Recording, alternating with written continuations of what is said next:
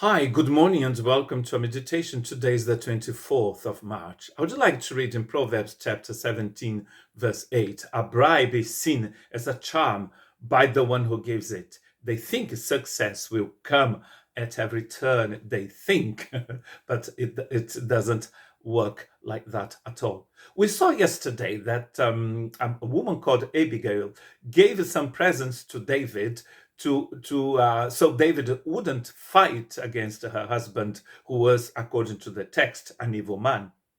Today, I would like to talk about the money that sometimes people use to buy God's grace or to do something bad in the name of God.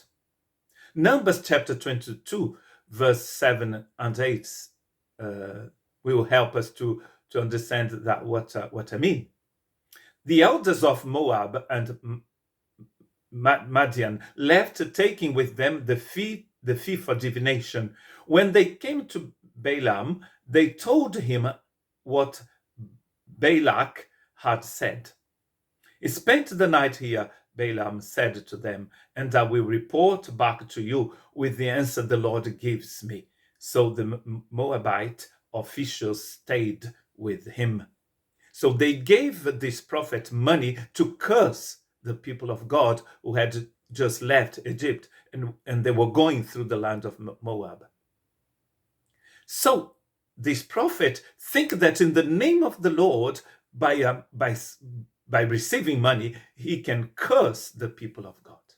Peter is going to talk about this story in his second letter, chapter 2, verses 15 and 16. And this will help us to understand the sort of person that Balaam was. They have left the straight way and wandered off to follow the way of Balaam, son of Bezer, who loved the wage of wickedness. But that prophet didn't walk in the way of righteousness.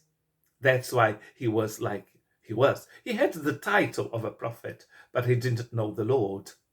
But he was rebuked for his wrongdoing by a donkey, an animal without speech, who spoke with a human voice, and he strained the prophet's madness. He was mad.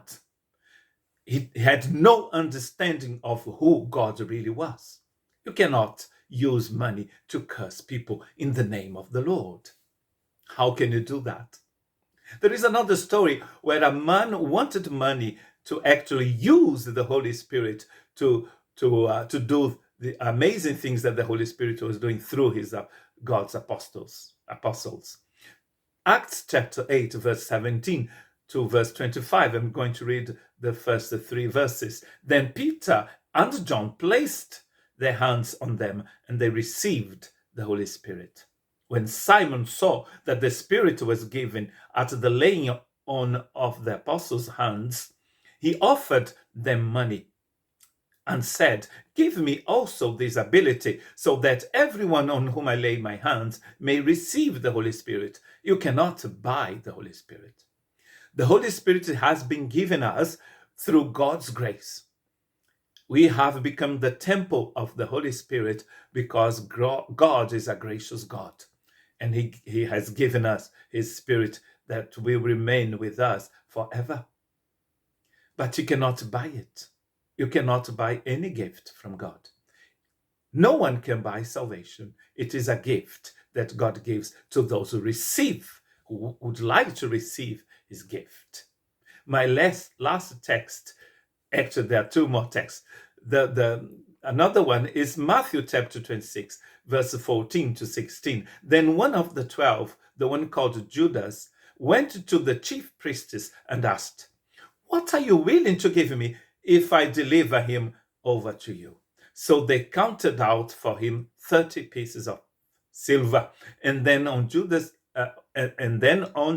watched for an opportunity to hand Jesus over. So Judas is going to hand Jesus over to the leaders of the nation for money. And that's very sad. Even when Jesus rose from the dead, some people are going to receive money to lie about his resurrection. Matthew chapter 28, verses 11 to 15. While the women word on their way, some of the guards went into the city and reported to the chief priestess everything that had happened. When the chief priestess had met with the elders and devised a plan, they gave the soldiers a large sum of money, telling them, "You are to say, his disciples came during the night and stole him away while we were asleep. If this report gets to the governor, we will satisfy him and keep you out of trouble." So the soldiers took the money and did as they were instructed. And the story has been widely circulated among the Jews to this very day, says Matthew when he wrote the book.